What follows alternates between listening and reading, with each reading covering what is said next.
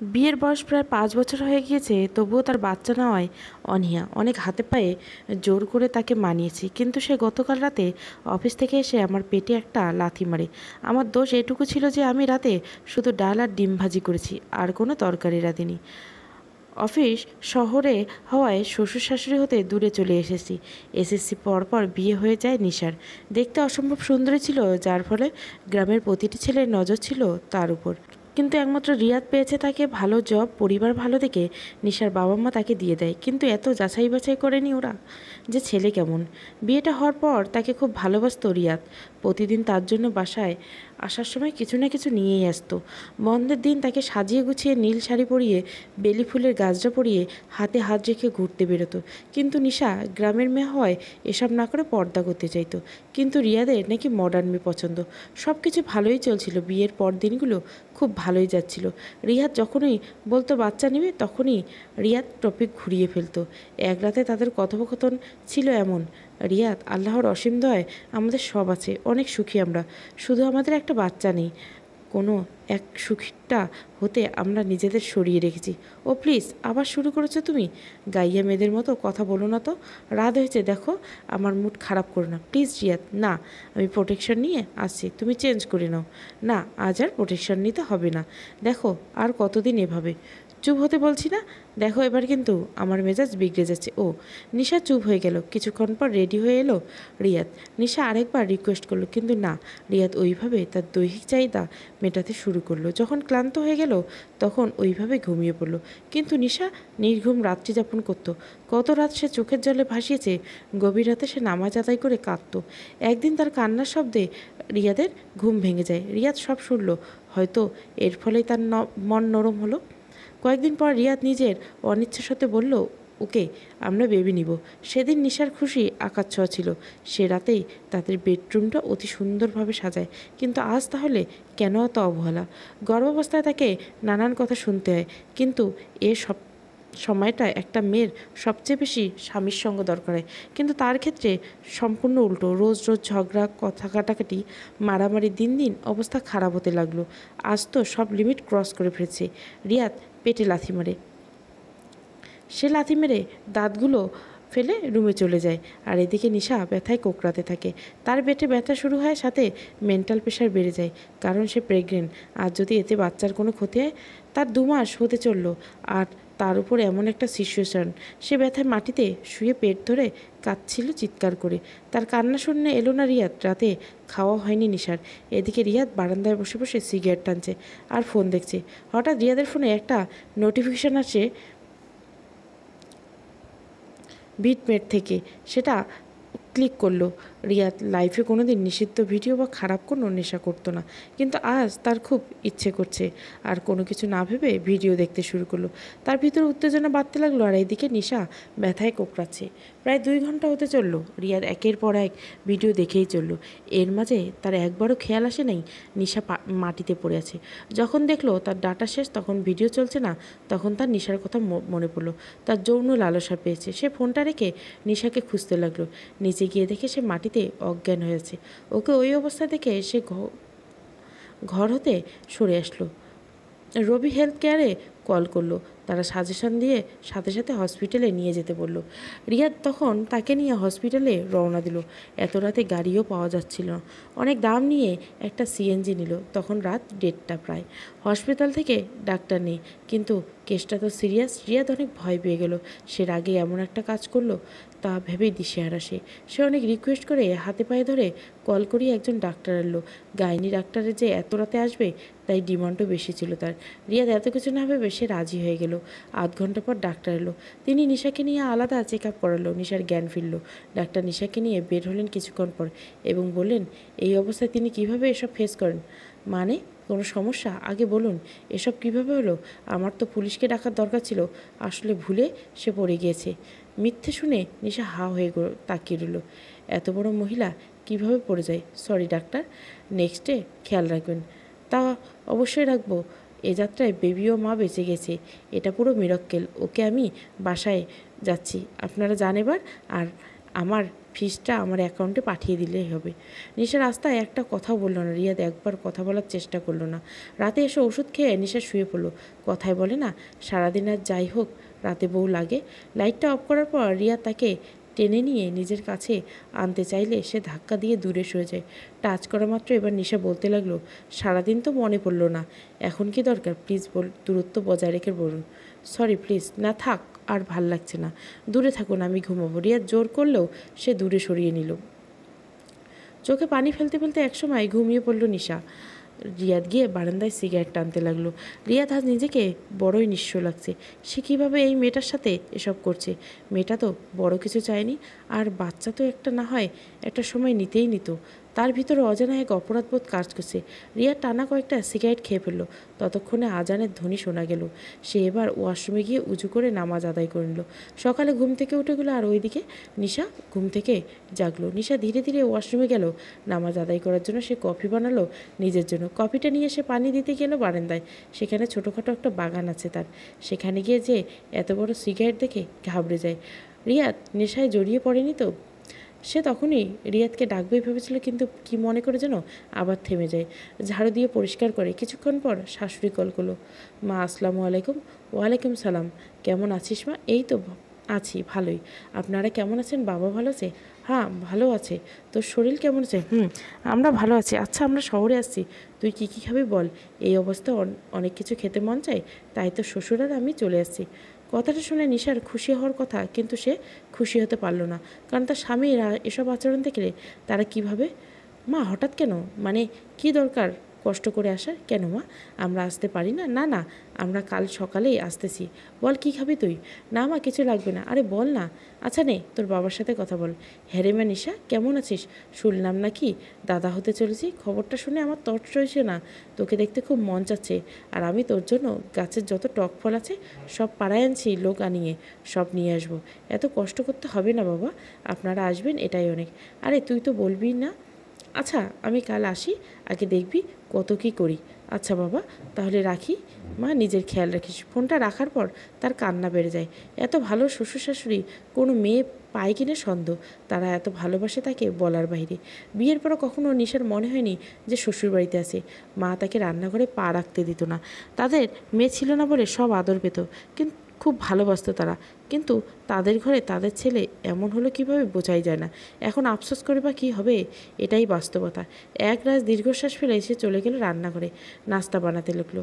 সব শেষ, কিন্তু এখনও ওঠেনি রিয়াদ। অফিসের সময় যাচ্ছে, তাকে দেখে নিশা ডাকতে যায়। রিয়াদ জেগে রয়েছে, শুধু অপেক্ষা করছিল কখন নিশা আসবে আর তাকে ডেকে তুলবে। নিশা কয়েকবার দাঁড়িয়ে ডাকার পরও রিয়াদ কোনো সাড়া দেয়নি। তখন সে তাকে হাত দিয়ে স্পর্শ করে ডাকতে গেলে তখনই রিয়াদ তাকে টেনে নেয়, নিজের কাছে নিয়ে নেয়। আপনি জেগেছিলেন? এতক্ষণ সব নাটক করছিলেন? নাটক না করলে তোমাকে কাছে পেতেন না। প্লিজ রাগ করো না, আমার ভুল হয়েছে, ক্ষমা করে দাও। ছাড়েন আমাকে। না। গভীর চুমু খেয়ে নিশা অনেক ছাড়াতে চেষ্টা করলো, কিন্তু রিয়াদ ছাড়ল না। তার ভালোবাসার স্পর্শে একসময় নিশাও দমে যায়। সেও ডুবে গেল তার ভালোবাসার সাগরে।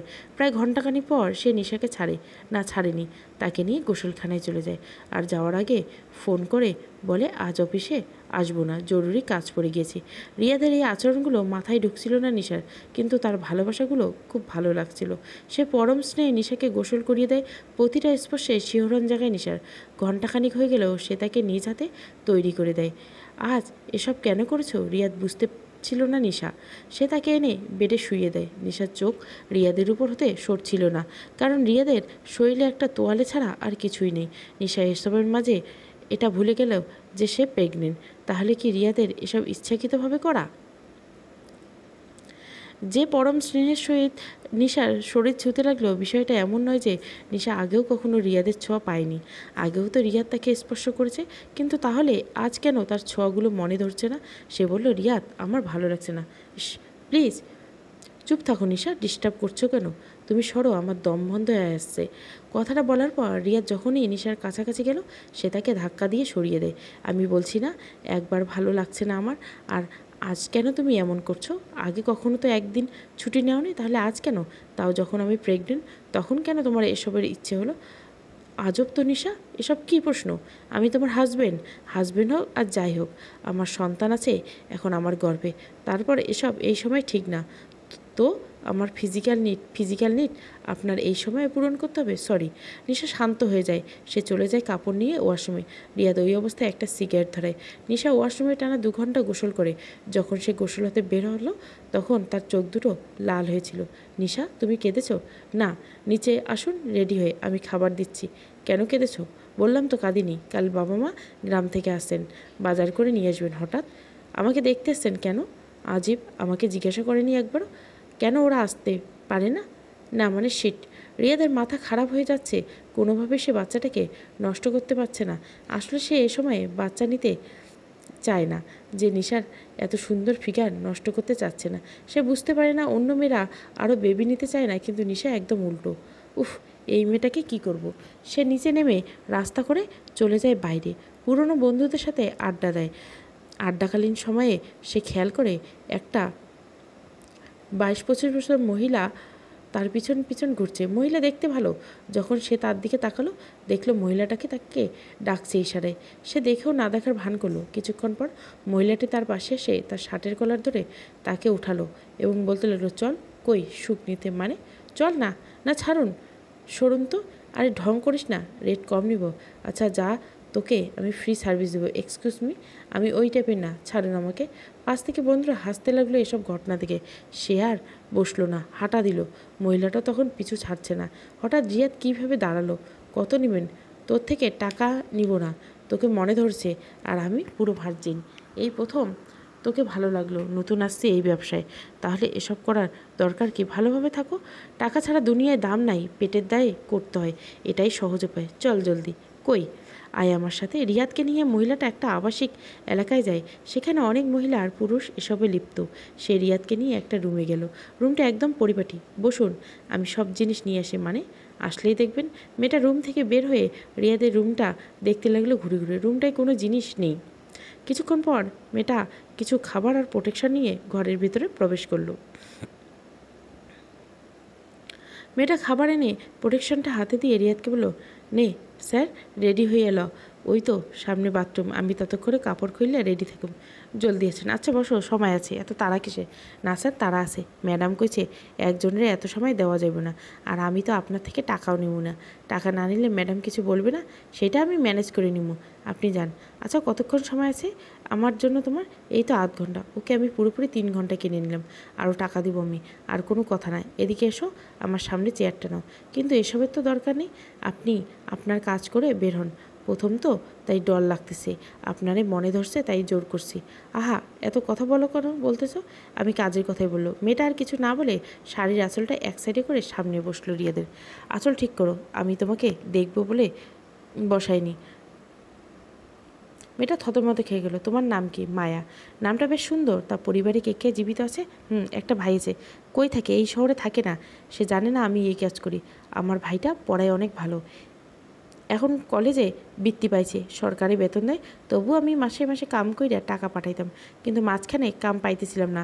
ভাইটা অনেকবার ফোন করতো আর কাঁদতো, অনেক কষ্ট লাগতো। তখন এক আপা আমারে এখানে কথা কয়। আমি রাজি হইলাম উপায় না পাইয়া। ও, ওই ভাই জানলে কষ্ট পাবে না? ওরে তো কমই না, আমি এই কাম করি। কিন্তু শুনছি এই কামে অনেক টাকা। আমার ভাইটা পড়ালেখা করতে পারবো। আর কি চাই আমার? ও, শুধু টাকা? হ্যাঁ। আচ্ছা আমি যদি বলি আমি মাসে তোমার যত কিছু প্রয়োজন, তোমার ভাইয়ের যা প্রয়োজন দিব, কিন্তু তার বদলে তুমি আমাকেই সুখ দিব, তাহলে কি রাজি হো তুমি? কেন স্যার, আপনার বউ নেই? আছে, কিন্তু সে কি? কিছু না। আচ্ছা রাজি কিনা বলো। তোমাকে আমি আলাদা বাসায় রাখবো, যখন মন চায় আমি আসবো। তুমি শুধু আমাকে খুশি রাখবা আর আমাকে একটা বাচ্চা দিবা। কেন আপনার বউ দিতে পারতেছে না? তোমাকে বলি শুনি, আমার বউকে অনেক ভালোবাসি, কিন্তু আমি চাই না আমার বউ বাচ্চা হোক। কী বলেন স্যার?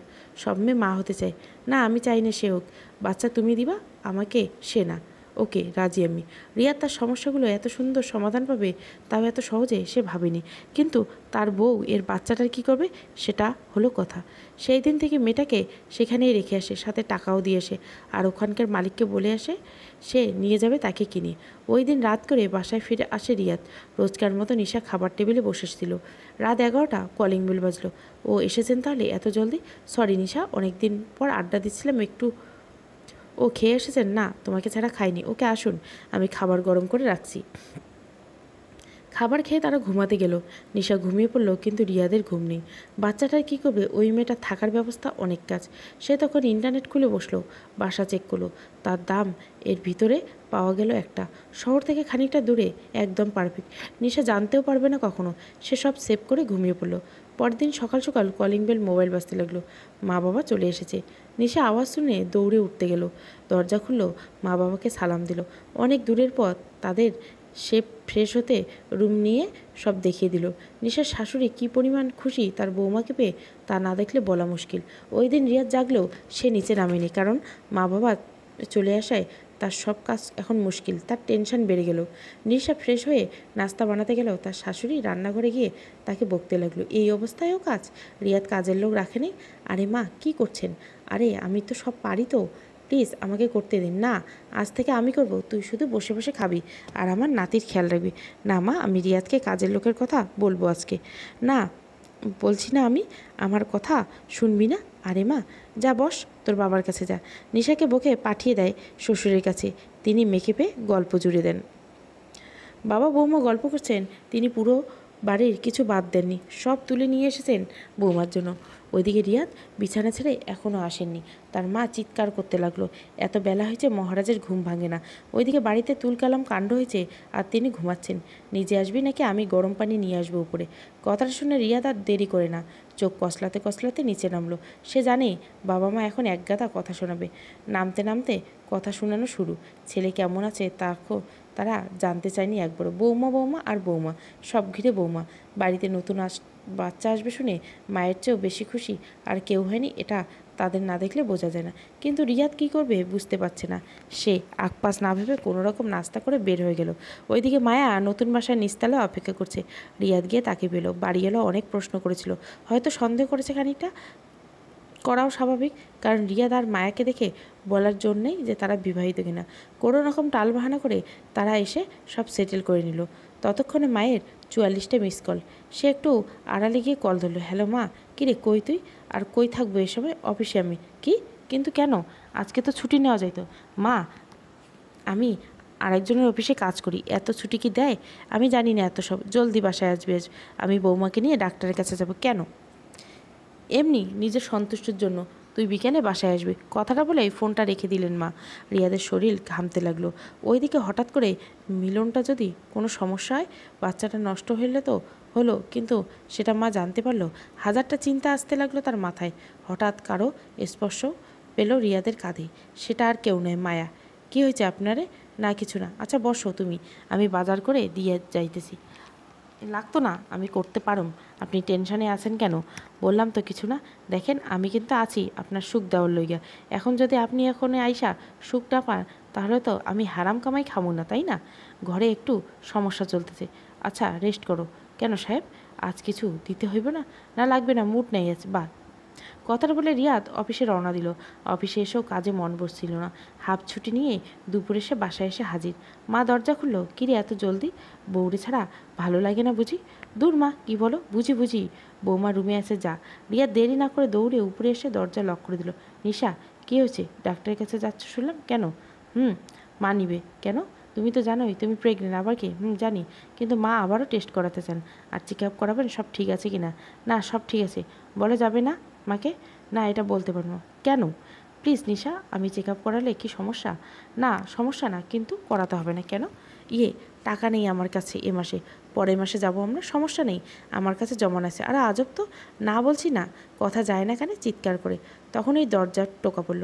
কিরে রিয়া, চিৎকার করছিস কেন বাবা? কিছু না বাবা, দরজা খোলো। বৌমা ঠিক আছে? সব ঠিক আছে, আসতেছি। নিশা তার আচরণ মানে কিছুই বুঝলো না। লোকটা এমন অদ্ভুত আচরণ কেন করছে কয় মাস থেকে, কিছুই বুঝতেছে না। বিকেলে মাকে সে বলে চেক আপ করাতে না করতে, নানান বাহানা দিল, কিন্তু মা শুনল না। জোর করে তারা এসে হাজির হাসপাতালে। রিয়াদও আছে, ঘণ্টাখানেক ধরে বসে আছে। ফাইনালি সিরিয়াস এসে নিশার হাতে তার শাশুড়ি গেলেন। রিয়াদ যেতে চাইল, কিন্তু অ্যালাউ করলো না ওরা।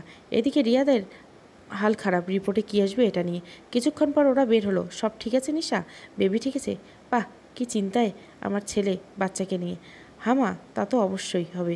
আপনি রিপোর্টে আসছে, অপেক্ষা করতে কইল ডাক্তার, কিছুক্ষণ পর ডাকবো। রিয়া টেনশনে বসে বসে নখ কামড়াচ্ছে, আর শরীর ঘাম দিচ্ছে তার। কিছুক্ষণ পর একজন নার্স এলো। এক্সকিউজ মি, পেশেন্টের হাজব্যান্ডকে ডেকেছেন। রিয়াদের হার্টবিট আরও বেড়ে গেল। যাক, মা যাবে না জলদি। রিয়াদ নিশার হাত ধরে হ্যাঁচকা টান দিয়ে কেবিনে ঢুকে বলল, হ্যালো মিস নিশা, আসুন। হ্যালো ডাক্তার, কেমন আছেন? শরীর ভালো আছে আপনার? হ্যাঁ ভালো, সব ঠিক আছে তো ডাক্তার? আরও প্লিজ টেনশন করবেন না, আল্লাহর রহমতের রিপোর্ট নর্মাল এবং বেবিও ঠিক আছে। আপনি কি ওনার হাজব্যান্ড? নামটা কি যেন? জি রিয়াদ। হ্যাঁ রিয়াদ সাহেব, আমি আসলে আপনার কিছু কথা বলবো জাস্ট। হ্যাঁ বলুন রিয়াদ। আমি জানি না নিশার সাথে কী হয়েছে, বাট আমি আপনাদের সাজেশন দিব, যেহেতু সে এখন কনসিভ করছে তাই বন্ধ রাখতে হবে। আমি জানি এটা বৈবাহিক নর্মাল বিষয় বৈবাহিক জীবনে, তবু আমি বলবো যদি একান্ত করতে হয় তাহলে আলাদা নিয়ম আছে, তা মেনে চলুন। আই অ্যাম রিয়েলি সরি, সামনে থেকে খেয়াল রাখবো রিয়াদ। আরে না, সমস্যা নেই। আচ্ছা ওয়েট। ডাক্তার সাহেব কিছুক্ষণ পর উঠে গেল। তাই একটা বই আনলেন কয়েকটা পেজের। এই নিন, আপনারা নিয়ে যান।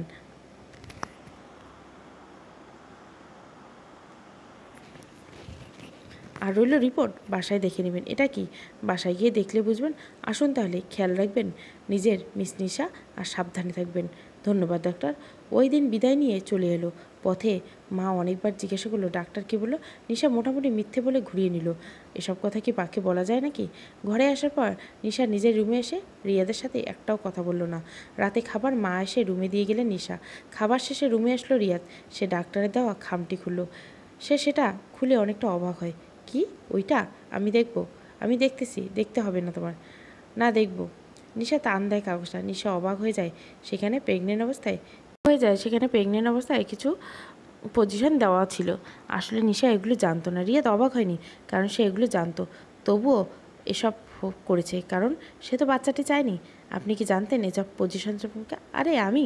আরে না না, আমি কীভাবে জানবো, পাগল নাকি? ও, কিন্তু আপনি তো অনেক শিক্ষিত, আমার চেয়ে অনেক বেশি শিক্ষিত হলে কি এসব সম্পর্কে জানে? ও হতেও পারে। আচ্ছা বাদ দিন, সামনে থেকে খেয়াল রাখবো আমরা।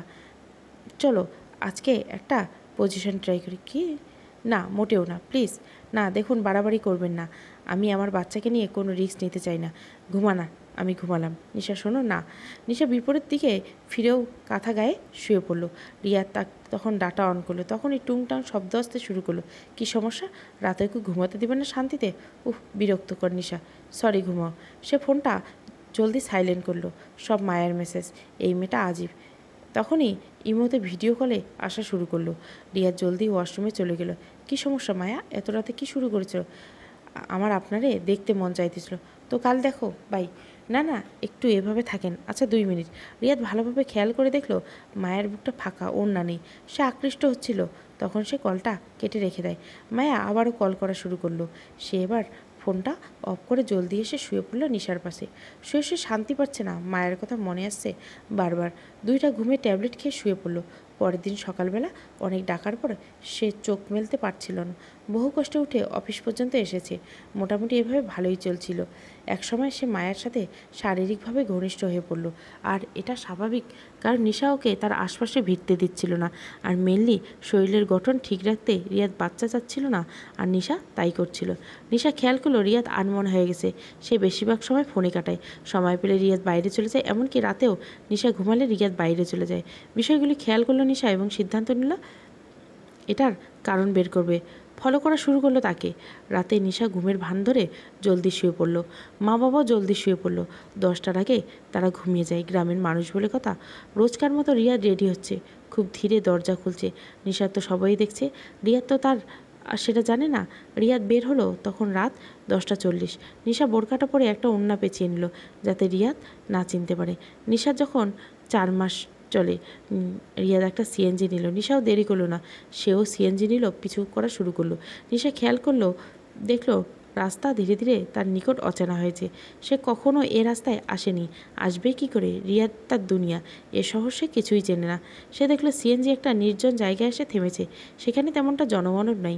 রিয়াদ নেমে গেল, নিশাও নামলো। রিয়াদ চারিদিকে তাকিয়ে চোরের মতো দ্রুত হেঁটে যাচ্ছে। নিশা প্রেগনেন্ট হওয়ায় সে সাবধানে হাঁটছে, কিন্তু দ্রুত হাঁটায় তাকে ধরতে কষ্ট হচ্ছিল। তবু সে দ্রুত হাঁটার চেষ্টা করলো। রিয়াদ একটা বাড়ির সামনে এসে থামালো। বাড়িটা দোতলা। সে কাকে যেন কল করলো। রিয়াদ এবার বাড়িটায় প্রবেশ করলো। নিশা প্রবেশ করলো ধীর পায়ে। দোতলায় নিশা প্রায় অর্ধ উলঙ্গ একটা মেয়েকে দেখলো। বিষয়টা দেখে তার পুরো শরীর ঠান্ডা হয়ে গেছিলো, শরীর ও কপাল ঘামে জমে ভিজে গেছিলো। এটা কি করে হয়? রিয়াদ খুব সুন্দর করে তার সেই কোমরে হাত দিয়ে ভিতরে প্রবেশ করলো, যেন সেই মেয়েটা তার বহুকালের চেনা। নিশা কপালে হাত দিয়ে বসে গেল। এটা কি দেখলো সে?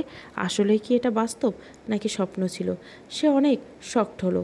সে সেখানে সিঁড়িতে বসে গেল। তার চিৎকার করে কাঁদতে ইচ্ছে হচ্ছিল, কারণ রিয়াদ তাকে অনেকবার বেবি নিতে না করেছিল, কিন্তু সে জোর করে নিয়েছে। সে বাচ্চার জন্য কি তাহলে স্বামীকে হারাবে? তাহলে সে বাঁচবে কি নিয়ে? তার দুনিয়াই তো শেষ হয়ে যাবে। হাজারটা প্রশ্ন আসছিল তার মাথায়, সেগুলো আনসার ছিল না তার নিকট। সে কি করবে, কই যাবে, কিছুই বুঝতেছিল না।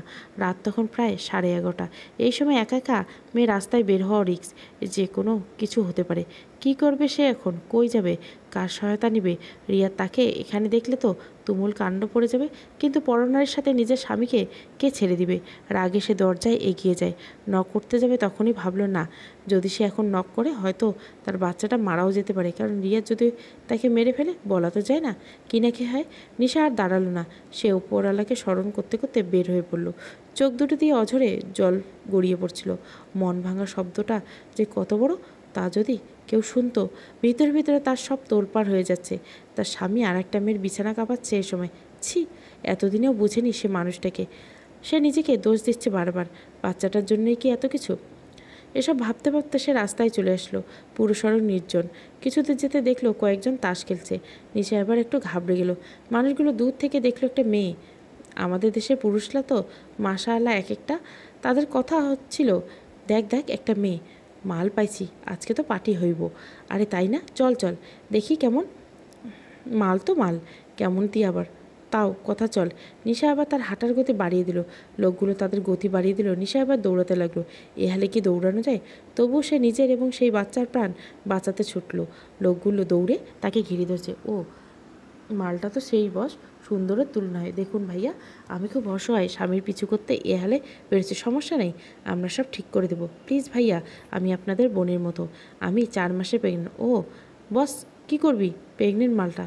তো আমরা কি করব? আমাদের মাল হইলেই হইল। ওঠা ওরে। বস না থাক, ভাই ডাকতেছে। আর দেখেন মেয়েটা কাঁদতেছে খুব, ছেড়ে দেই প্লিজ বস। দূর, তোরা একদম বেশি আবেগী বেটা। তা তোদের কথা কি ফেলতে পারো মাগমি? যা তো। অনেক ধন্যবাদ ভাই আপনাদের। শোনেন, এত রাতে যাবেন কীভাবে? আমার বাইক আছে, আসেন ছেড়ে দিই। না আমি পারবো না, নেই বোন, এত জানোয়ার না আমরা, আসেন। নিশা কাঁদতে কাঁদতে বাইকে উঠলো। ছেলেটা খুব সাবধানের সহিত বাইক চালালো শুরু করলো। ঘরের সামনে এসে নামিয়ে দিল ছেলেটা। নিশা ফিরে তাকালো না। ধন্যবাদটুকু দেওয়ার ইচ্ছে হলো না তার। সে তার চাবি দিয়ে ধীরে ধীরে ঘরে প্রবেশ করলো। সকালে রুম অন্ধকার। সে ধীরে ধীরে প্রবেশ করলো। যাক, কেউ টের পায়নি। সে নিজের রুমে এসে দরজা লক করে খাটে এলিয়ে শুয়ে কাঁদতে লাগলো। তার ভিতরে নিজের জন্য ক্ষোভ আর রিয়াদের জন্য ঘৃণা সৃষ্টি হচ্ছে। সেই রাতটা নির্ঘুম চোখের জলে কাটাতো। সেই রাত সকালে আজান দিচ্ছে, তখন সে ঘরে প্রবেশ করলো চোরের মতো। নিশা টের পেয়েও ঘুমের ভান করে শুয়ে রইল। রিয়াদ এসে দেখে নিশা ঘুম। সে তখন জলদি কাপড় বদলে তার পাশে শুয়ে পড়ল। নিশা ঘণ্টাখানেক উঠল পাশ থেকে। উঠে সে তার শার্টটা হাতে নিয়ে ঘ্রাণ শুকল। আজ অন্য আরেকজনের শরীরের ঘ্রাণ পাওয়া যাচ্ছে। যাবে নাইবে কেন? সে যে এখন আর তার একার নয়, আরেকজনের বিলাসিতার পাত্র হয়ে গেছে। তার চোখ দুটো ভরে এসেছে। সে আর না পারতে ওয়াশরুমে গিয়ে পানির ট্যাপটা ছেড়ে কতক্ষণ ইচ্ছে মতো আওয়াজ করে কাঁদলো। 2 ঘন্টা পর বের হলো গোসল করে ফ্রেশ হয়ে। বের হয়ে দেখে রিয়ার তোয়াল আর জামা হাতে দাঁড়িয়ে আছে গোসলের জন্য। কী গো, এত সময় নিয়ে গোসল? কি শরীর ঠিক আছে তো? কি আর চোখ ফোলা হয়ে গেছে? কি হয়েছে? চোখ পোকা পড়েছিল কি দেখি। রিয়া তাকে টেনে কাছে নিয়ে আসে, চোখ চক চেক করে। কই কিছু না তো, সমস্যা নেই, আমি একটু আদর করে দিই, সব ঠিক হয়ে যাবে। এটা বলে রিয়াদ তাকে চুমু খেতে যায়। তখন তাকে জড়িয়ে ধরে নিশা অস্বস্তি লাগতে শুরু করলো, কারণ রিয়াদের শরীরে তো ভিন্ন শরীরে ঘ্রাণ পাচ্ছিল। সে যা সহ্য করতে পারছিল না। এর ফলে সে রিয়াদকে দূরে ধাক্কা মারে। প্লিজ আপনি দূরে থাকুন আমার নিকট হইতে, আমার দম বন্ধ হয়ে আসছে। কী হয়েছে নিশা, এমন করছো কেন? তুমি এই বেবিটা আসার পর থেকে আমার নিকট থেকে দূর হতে থাকো। আমার কি কিছু চাহিদা থাকতে পারে না? চাহিদা তা পূরণের জন্য তো অন্য মানুষ তো আছে। মানে কি বলতে চাইছো? কিছু না। নিশা কথাটা বলে দৌড়ে নিচে চলে যায়। সেখানে মা আর বাবা তার জন্য নাস্তার টেবিলে অপেক্ষা করেছে। কেমন আছিস মা? শরীর ভালো তোর? হ্যাঁ বাবা ভালো। কী হয়েছে? তোর চোখ মুখ এমন লাগছে কেন? কাঁদছিস কেন? কই বাবা, এমন কিছু না। কি বলো দেখো, দেখি তো নিশা। মা, না থাক, তুমি চুপ থাকো, দাঁড়াও, রিয়াদকে কিছু বলছে, আমি দেখছি তাকে, আজ ওর খবর আছে। না মা, উনি গোসলে, আর কিছু হয় নাই, রাতে ঘুম হয় নাই, তাই একটু অমন লাগছে। আচ্ছা আসো, নাস্তা করো, তোমার নাতিরের ক্ষুধা লেগেছে তো। তুই কিছু একটা লুকোচ্ছিস, তা তো বুঝছি, কিন্তু কি? আরে মা, খাওয়াবে নাকি না? আচ্ছা, এটা পরে জানা যাবে, মেয়েটাকে আগে নাস্তা দাও বাবা। সবাই নাস্তা করতেছে, তখন রিয়াদ আসলো। মা উঠে গিয়ে তাকে এক চর বসিয়ে দিল। নিশা তো পুরো অবাক। তুই ওর সাথে ঝগড়া করছিস কেন? আমরা না থাকলে বুঝি এমনই করিস? মা, আমি কি করলাম? কি করলি মানে? ও কেঁদেছে কেন? আমি জিজ্ঞাসা করলাম, বলল, এত সব জানি না আমরা, এইবারের মতো ক্ষমা করলাম। ওর খেয়াল রাখবি, এই অবস্থায় হাসি খুশি থাকতে হয়। এতক্ষণ নিশা একটা কথাও বলল না, কারণ সে কেন যেন একটা আনন্দ পেয়েছিল, হয়তো কাল রাতে তার কর্মের জন্য। রিয়াদ নাস্তা না করে ব্যাগটা নিয়ে চলে গেল। ঘরের কারো মাথা ব্যথা নেই এ নিয়ে, কিন্তু নিশা তো ভিতরে ভিতরে শেষ হয়ে যাচ্ছিল। সে ডিসিশনটা নিল, সে মেয়েটার সাথে পার্সোনালি দেখা করবে, পরিচয় গোপন করে। যে কথা সেই কাজ। সে মাকে বাহানা দিয়ে অনেক জোর করে সকালে বের হলো। রাস্তাটা সে চিনি, সোজা গাড়ি করে গিয়ে সেখানে হাজির। বাসাটার সামনে চলে আসলো। ধীরে ধীরে সে উঠতে লাগলো, তার হার্টবিট বাড়তে লাগলো। এটা মনে হচ্ছে যে সে মহিলা যার জন্য তার স্বামী তার রূপকে অগ্রাহ্য করলো। সে ব্যাগে তার ফল কাটা ছুরিটা নিয়ে এসেছিল বের হওয়ার সময়, নিজের সেফটির জন্য। দরজায় কলিং বেল দিল। কয়েকবার বেল দেওয়ার পর একজন শ্যামবর্ণের মহিলা দরজা খুলো। মহিলা নয়, আসলে মেয়ে বলা যায়। আহামরি সুন্দর না, তবে তার ফিগারটা চোখে পড়ার মতো। জি, কী চাই? আসলে আমি একটা বিমা কোম্পানি থেকে এসেছিলাম, যদি আমাকে একটু সময় দিতেন। লাগবে না আমার এসব, please madam, please. Target fill up না করলে চাকরি চলে যাবে, প্লিজ। না লাগবে না, জানতো। Please madam, 5 minute please. আচ্ছা আচ্ছা, 5 মিনিট যাক, অ্যাটলিস্ট ঘরে তো ঢুকতে পেরেছি। নিশা ঘরে ঢুকে অবাক হয়ে যায়। ওই মেয়েটি আর রিয়াদের একটা ছবি বড় করে ফ্রেম করা। কি দেখছেন? না মানে, ছবিটা খুব সুন্দর। পাশের লোকটা কে হন? উনি আমার হাজবেন্ড। তার ভিতরে সব চুরমার হয়ে যাচ্ছিল। এত বড় শখ অপেক্ষা করছে তা সে বুঝতেই পারেনি। কী হয়েছে? হ্যালো হ্যালো ম্যাডাম, কই হারিয়ে গেলেন? মায়া, জি না, খুব সুন্দর মানিয়েছে আপনাদের, ধন্যবাদ। আমাকে একটু বলুন আপনাদের বিমার সম্পর্কে। সো সরি ম্যাম, আজ একটু জরুরি কাজ পড়ে গেছে। আমি কাল এসে আপনাকে সব ডিটেলস কাগজ দিয়ে যাব। আজ আসি? আরে আজব তো, আপনি তা আগে বললেন হতো। কথাটা বলে এক মুহূর্ত দাঁড়ালো না নিশা, দরজা খুলে দৌড়ে চলে আসলো। সে আর নিজেকে আটকে রাখতে পারল না, কেঁদে দিল। তার ভিতর শেষ হয়ে গেছে। এত বড় ধোঁকা! সে আর পাচ্ছে না কথাটা দমিয়ে রাখতে। সে সোজা চলে যায় রিয়াদের অফিসে। রিয়াদকে সে গেটের সামনে থেকে কল দেয়, কিন্তু সে কল রিসিভ করলো না। 11 নম্বর কলে রিসিভ করলো। কী সমস্যা? এতবার কেন কল দিতেছো? অফিসের টাইমে কল দিতে না করছি না একবার? নিচে আসুন, কথা আছে। কি? Lunch time 20 minute. আর তোমাকে কে আসতে বলেছে? কেন এসেছো? নিচে আসুন বলতেছি। পারবো না, বাসায় যাও, পরে কথা হবে। কথাটা বলে কলটা কেটে দেয়। তখনই নিশা একটা টেক্সট করে, আপনি যদি নিচে না আসেন তাহলে আমি সিন ক্রিয়েট করবো আর আপনার চাকরি খেয়ে দিব। সো টেক্সট করার 5 মিনিটের মধ্যে এসে হাজির রিয়াদ। রিয়াদ রাগে লাল হয়ে গেছে। কি সমস্যা? চিৎকার করে, এসব কি? নিশা তার ফোন থেকে সেই ছবিটা দেখালো। না মানে, কি এসব? এসব কোথা থেকে পেয়েছো? ও তাই? আপনি কিছু জানেন না? ধোয়া তুলসী পাতা আপনি? আসলে কি এসব? আর এ মেয়ে কে? আপনি এতটা নীচ? আমি জানতাম না। কি দেইনি আমি, যার ফলে আপনি পরকীয়ায় জড়িয়ে পড়লেন? না। কি বলতেছো কি? দেহের জন্য এসব করেছেন? আমাকে একটাবার বলতে পারতেন, তাহলে আমি এই বাচ্চাটাকে আমি রাখতাম না, আপনাকে দেহ দিয়ে দিতাম রোজ। কথা বলে কান্নায় ভেঙে পড়ল নিশা। মেয়েটার চেহারায় লাল হয়ে গেল, নাক লাল হয়ে গেছে। আশেপাশে সব মানুষ দাঁড়িয়ে গিয়েছে। কয়েকজন তো সামনে মারতেও হাজির হয়েছিল। পরে স্বামী স্ত্রী বলাই চলে যায়। দেখো নিশা, ভুল বুঝতেছো তুমি আমাকে। ও আমাকে ফাঁসিয়েছে এরকম কিছু না। তাহলে সে কিভাবে বলে আপনি ওর স্বামী? আর এসব ছবি তুমি মেয়েটাকে কোথায় পেলে? নিশা এবার শুরু থেকে সব কাহিনী বলে দিল ইমোশনাল হয়ে। আসলে বাঙালি মেয়েরা ইমোশনাল বেশি। হাজব্যান্ড একটা আদর করে বললেই তারা তাদের সর্বস্ব দিয়ে দেয় রাজি।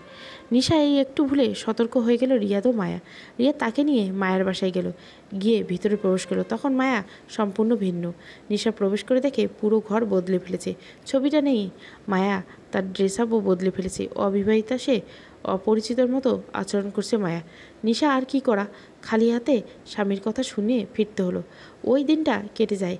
এর মাঝে রিয়াদ নিশাকে রাজি করেছে যে সে আর বাচ্চা নেবে না, তারা বাচ্চাটাকে নষ্ট করবে। যে কথা সেই কাজ। কয়েকদিন তারা একজন ডাক্তারের সাথে কথাবার্তা বলেছিল, কমপ্লিকেশনের আছে বলেছে। নিশা তখন করাতে চায়নি, কিন্তু রিয়াদ তাকে রাজি করিয়ে ফেলল। এর মাঝে রিয়া তার মায়া নীলা খেলা তো চলছে, আজ অ্যাবর্শন, অথচ নীলার শ্বশুর শাশুড়ি জানেই না। সে স্বামীর জন্য বাবা মা সমতুল্যকে ধোকা দিচ্ছে। মেয়েটা অপারেশন থিয়েটারে যাওয়ার আগে বলেছিল, রিয়াদ আরেকবার ভাবো। নিশা, তুমি ভেবে দেখো, আমি তো ছেলে, আমার চাহিদা আছে, বেবি নেওয়ার অনেক সময় আছে। যদি আমি না ফিরে আস, ও প্লিজ তুমি টেনশন নিও না, সব ঠিক হবে। কথা শেষ হওয়ার আগে অপারেশন থিয়েটারে প্রবেশ করানো হয় তাকে। যাওয়ার সময় মেয়েটা নীরবে কাঁদছিল, ওইটা রিয়াদের হৃদয়ে পৌঁছায়নি। নিশাকে নিয়ে যাওয়ার পর রিয়াদ মোবাইলটা বের করে মায়ের সাথে কথা বলতে লাগলো। ওইদিকে নিশার সিচুয়েশন বলার মতো নয়। ডাক্তার নষ্ট করার আগে আরেকবার জিজ্ঞাসা করলো, মিস নিশা, আপনি কি জানেন এই অ্যাবর্শনটা ঝুঁকিপূর্ণ? আপনি কি এই অ্যাবর্শন করাতে রাজি? কারণ এতে আপনার প্রাণ সংকট আসতে পারে। রাজি। কথাটা বলে হু হু করে কেঁদে দিল নিশা। সে শেষবারের মতো নিজেকে গর্ভের সন্তানটিকে ছুঁয়ে দেখল। ডাক্তার বললে, আমি জানি না আপনি কেন এটা করতে চাইছেন। আমি হলে কখনোই আমার পেশেন্টকে এমন করতে দিতাম না, কিন্তু আজ আপনার হাজব্যান্ড অনেক রাগারাগি করছেন, তাই আমি কিছু বলিনি। তবে আপনি চাইলে কেস করতে পারেন। মানে ডাক্তার, আমি জানি না কেন নষ্ট করতে চাচ্ছেন আপনি। আপনারা বিবাহিত, এর বাচ্চা সবাই চায়। অনেকে একটা বাচ্চার জন্য সর্বস্ব দিয়ে দেয়, আর আপনারা? আমি বাধ্য ডাক্তার, তাই এমনটা করতেছে। মাইন্ড না করলে আপনি আমাকে বলতে পারেন, 2টা জীবন হয়তো বাঁচাতে পারবো। কথায় বলে হঠাৎ নিশা আর একটা আশার আলো দেখতে পেল। সে একবার নার্সের দিকে তাকালো। তখন ডাক্তার বলল, আপনারা বাইরে যান, আমি একটু পেশেন্টের সাথে কথা বলবো। কথা বলায় তারা বাইরে চলে গেল। রিয়াদ হঠাৎ নার্সের বাইরে থেকে জিজ্ঞাসা করলো, অপারেশন শেষ? না, ডাক্তার বাইরে থাকতে বলছেন। কেন? জানি না। রিয়াদ একটু চিন্তিত হয়ে পড়লো। ওইদিকে ডাক্তার নিশাকে উঠিয়ে আদা সহ করে বসালো। হ্যাঁ বলুন। আসলে ডাক্তার, আমি যখন প্রেগনেন্ট তখন আমার স্বামী পরকীয়ায় লিপ্ত হয়ে পড়ে। কতদিন ধরে তা আমি জানি না, তবে আমি কয়দিন আগে টের পেলাম। ও, তারপর? সে বিষয়টা সামনাসামনি ধরা খাওয়ার পর ওরা সব প্রমাণ সরিয়ে ফেলল। তখন আমি আমার স্বামীর নিকট কান্নাকাটি করলাম, আর সে বলল বাচ্চাটা না থাকলে সে কখনো এসবে জড়াবে না, আর সেটাই কারণ। তার আমার দেহ চাই। তাই মাথা নিচু করে, কি? ডাক্তার এবার কিছুক্ষণের জন্য চুপ হয়ে গেল। আচ্ছা বুঝেছি, মাইন্ড না করলে আমি কিছু সাজেশন দিই। আপনি এসব মানলে আশা করি আপনার বাচ্চাটাকে বাঁচাতে পারবেন, আপনার সংসার। প্লিজ বলুন। কান্না শুরু করে, প্লিজ সামলান। আমি বলি, আজ থেকে আপনি এমনভাবে চলবেন যেন আপনার বাচ্চা নেই, সেটা জানাবেন। আপনি ড্রেস আপ করবেন ঢিলে ঢালা, আর সে যখন শারীরিক চাইবে ইগনোর করবেন না। একদম না পারলে তখনই করবেন। আর খাওয়া দাওয়া বাড়িয়ে দিন, তখন আপনার শরীর বাড়বে মনে করে সে বুঝবে না। আরেকটা বিষয় হলো, তাকে বলবেন আপনি বাড়িতে বেড়াতে যাবেন। কেন? শ্বশুর শাশুড়ি কই থাকে? বাড়িতেই থাকে। কিন্তু এখন কোথায়? এই তো গুড, ওদেরকে পটিয়ে নিন, আর বাহানা দিয়ে যে বাড়িতে যাবেন বাকি সব ব্যবস্থা আমি করছি। ধরা তো খেয়েই যাব, আমার স্বামী তো বুঝবে, সেটার ব্যবস্থা আমি করতেছি। ততদিন এভাবে চলুন প্লিজ। ও আচ্ছা, ভয় তো লাগতেছে। নিষ্পাপ শিশুর জন্য একটা চেষ্টা করুন, স্বামীর জন্য তো অনেক করলেন। ডাক্তার বের হয়ে গেলেন। রিয়াদ দৌড়ে এলো। Doctor, operation success? হ্যাঁ, বাচ্চা আর নেই। সে সময় রিয়াদের মুখে যে একটা হাসি, তা দেখে ডাক্তার শাহিনের বড্ড খারাপ লাগলো। এত নিচু কিভাবে হয় একটা মানুষ? মানুষ নেই, অমানুষ বললে কম হবে। রিয়াদ পথে আজ নিশার সাথে খুব হেসে হেসে কথা বলছিল। নিশা ভয় হচ্ছিল, কিন্তু খুশিও। আনার তাকে ঘৃণাও হচ্ছিল। বাসায় আসতে মা তাকে নিয়ে গল্প জুড়ে দেয়, এটা ওটা খেতে দেয়, এটা ওটা করতে দেয়। ডাক্তার যেভাবে বলল নিশা সেভাবে করছে। রাতে রিয়াদ বলল, তাহলে নিশা চলো, বহুদিন পর তোমাকে পেলাম, আজ তাহলে করা যায়। না না। কি না না? দেখো, আমার মুড নষ্ট করো না। আসলে ডাক্তার না করেছে, কারণ আজই অ্যাবর্শন হলো, তাই কয়েক সপ্তাহ নিষেধ, আর আমাকে আলাদা থাকতে বলেছে। তাই বাই, আমি পাশের রুমে গেলাম। কথাটা বলে নিশার দৌড়। রিয়াদ প্রচুর রাগ হচ্ছিল। নিশা তো চলে গেল, এখন তো মায়া ছাড়া আর অপশান নেই। সে মায়াকে কল দিল। মায়া বলল তার বাসায় আসতে। রিয়াদ আর ওয়েট করেনি, সে সোজা দিল। ওইদিকে নিশা ঘুমিয়ে পড়েছে। রিয়া সারা রাত ওখানে ছিল। সকালে সে বাসায় ঢুকছিল, তখন তার বাবা তাকে দেখলো। কী রে, এত সকালে? মানে বাবা, মর্নিং ওয়াক। কি, হাঁটতে গিয়েছিলাম 5টায়? এত সকালে? হ্যাঁ। একটু বলে রিয়াদ তার রুমে হাঁটা দেয়। নিশা ঘুম থেকে উঠলো, নিচে নেমে নাস্তার টেবিলে বাবা কথাটা তুলল। কিরে মা, রিয়াদ কবে থেকে সকালে হাঁটতে পারে? মানে? না, আজ সকাল 4:30 না 5টার সময় সে বাসায় আসলো, জিজ্ঞাসা করে বললো হাঁটতে গেছিলো। ও তাই? ও আচ্ছা আচ্ছা, হা হা। হ্যাঁ বাবা যাই। নিশা বুঝতে পারলো সে ওই মেয়েটার কাছে গিয়েছে। রিয়াদ নাস্তা করে অফিসে জন্য বের হলো। নিশা রুমে এসে দরজা লক করে ডাক্তার শাহিনকে কল দেয়। হ্যালো, আসসালামু আলাইকুম, চিনেছেন? নিশা, হ্যাঁ হ্যাঁ, চিনবো না কেন। ও আচ্ছা, আপনার সাথে কথা বলা যাবে একটু? হ্যাঁ হ্যাঁ বলুন, সমস্যা নেই। কাল রিয়াদ আবার ওই মেয়েটার কাছে গিয়েছে। শিওর আপনি? হ্যাঁ। আচ্ছা, লাভ না অ্যারেঞ্জ ম্যারেজ? দুইটাই বলা যায়। মানে সে আমাকে পছন্দ করেছে, তারপর পরিবারে মিলিয়ে বিয়ে দিল। ও আচ্ছা, শুনেন, রিয়াদকে বলবেন আপনি গ্রামে যাবেন কয়েকদিনের জন্য, আর শ্বশুর শাশুড়িকে বলে বেড়াতেও দেখতে মন চাচ্ছে গ্রাম, আর আপনার বাবা মার সাথেও দেখা করতে ইচ্ছে হচ্ছে। তো এখানে রিয়াদ যদি ওই মেয়েটার নিকট থাকে, আপনি আগে এটা করুন, তারপর বাকিটা বলবো, জানাবেন। ফোনটা রেখে রেশা ভুলিয়ে ভালিয়ে তাদের রাজি করায়। এতে রিয়াদ বাসায় এলে তাকে বলে রিয়া তো এক পায়ে রাজি। তখন নিশার অনেক কান্না আসলো। রিয়াদ একবারও থাকতে বলল না, ডিরেক্ট হা বলে দিল। বিষয়টা সে টেক্সট করে দেয় শাহিনকে। সকালে তারা রওনা দিয়ে দেয়। সকালে রিয়াদ তো মহাখুশি, সে মায়াকে কল দিল। হ্যালো, ওয়া জান পাখি, আজ কী মনে করে তাও সকালে? হ্যাঁ, আজ থেকে কয়েকদিন আমি তোমার কাছে থাকবো। সেই মজা, আমি বিলিভ করতে পারছি না। ওকে রাখি, রাতে দেখাবে। ওকে। মায়া অনেকটা আপডেট হয়ে গেছে। রিয়াদই বানাইছে, সোশ্যাল মিডিয়ায় ঝড় তুলে তার ছবি। রিয়া জানে না যদিও এসব। ওই দিন শাহিন নিশাকে কল করে, নিশা আপনি যে কোনো ইমার্জেন্সি দেখিয়ে ব্যাক করতে পারেন শহরে। কীভাবে পসিবল তা জানি না, বাট আজ বিকেলে আসবেন, সম্ভব নাকি? আর কেন? আহা, এত প্রশ্ন করেন কেন? চলে আসেন। নিশা কী বাহানা করবে বুঝতে পারছিল না। হঠাৎ সে নাটক করতে লাগলো প্রেগনেন্সির মেডিসিন খুব জরুরি। মেডিসিন ছাড়া ছাড়ছিল না। তখন নিশা তার এক ফুফুতো বোনকে সাথে নিয়ে গাড়িতে ওঠে। পৌঁছাতে বিকেল হয়। সে বোনকে বাসায় নামিয়ে ক্লিনিকের সামনে চলে আসে। শাহিনকে কল করে। শাহিন একটা অপারেশন করছিল। ঘন্টার পর দৌড়ে বের হয়ে আসে। থ্যাঙ্কস আসার জন্য। হয়েছে কি? গাড়িতে বসুন, বলছি সব। গাড়িতে ওঠার আগে কাকে যেন শাহিন কল করে। শাহিন গাড়িটা স্টার্ট দিয়ে এসে দাঁড়ায় রিয়াদের অফিসের বিপরীতে। নিশা একটু অবাক হলো। নিশা একটা প্রশ্নও করলো না সারা পথে। আসলে সে টায়ার্ড হয়ে গেছিল। তারা মিনিট 15 ধরে বসে আছে গাড়িতে। নিশার দৃষ্টি ছিল রিয়াদের অফিসে গেটে। হঠাৎ তাদের অপেক্ষার অবসান ঘটিয়ে রিয়াদ চোরের মতো দৌড়ে বের হলো অফিস থেকে। সে বের হয়ে একটা ট্যাক্সি নিল।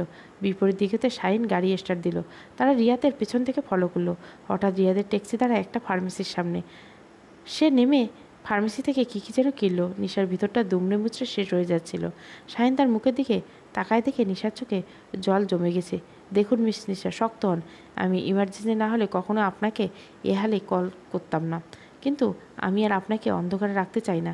বিষয়গুলো যত জলদি আপনার লাইফ থেকে সরে যাবে তত জলদি আপনি মুভ অন করতে পারবেন। মানে কি? মানেটা না হয় আর কিছুক্ষণ পরে নিজেই দেখে নেবেন। প্লিজ বলুন।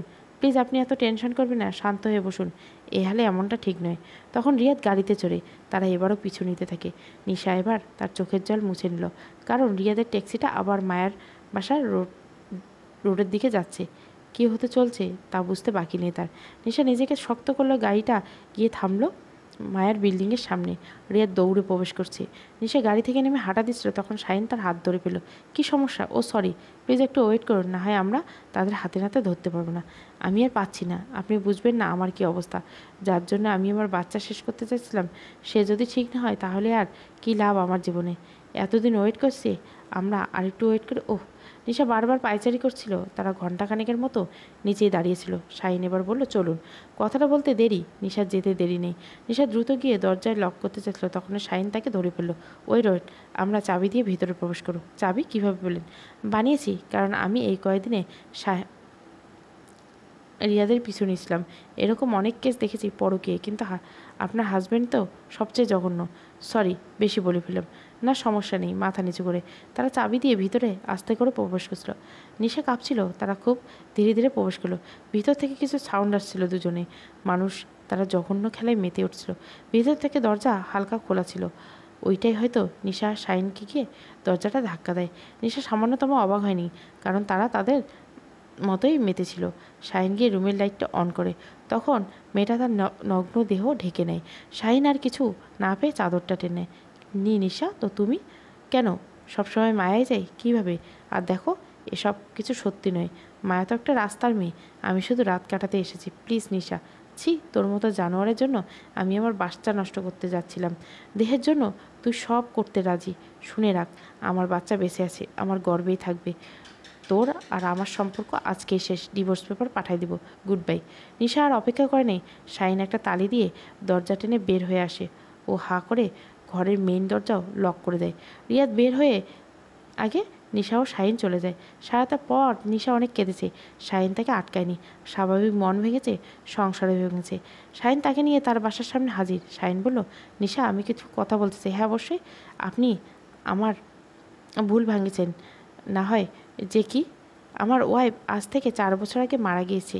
ও, সে ছিল প্রেগনেন্ট, তার সাথে আমার বাচ্চাও তার দুনিয়ায় আসেনি, তখন থেকে কাউকে চাইনি। আপনি যদি চান তাহলে আমি আপনার বাচ্চাকে নিজের নাম দিতে চাই। প্লিজ, আমি দয়া করছি না, যার একটা বাচ্চাকে সুন্দর ফিউচার আর আপনাকে ভালো রাখতে চাই। আমি আপনাকে কখনোই এভাবে দেখিনি। না না, আমাকে ভালোবাসতে হবে না, কখনো দৈহিক চাহিদাও মেটাতে হবে না, জাস্ট বাচ্চাটা হলে হবে। আজকে যান, রেস্ট করুন, আমাকে জানাবেন ভেবে। সেই দিনের পর থেকে রিয়াদকেও মায়া ছেড়ে দেয়। মায়া এখন অন্য একজন পুরুষের সাথে আছে। নিশা এবং শাহিন বিয়ে করে নিয়েছে, একটা কন্যা সন্তান হয়েছে।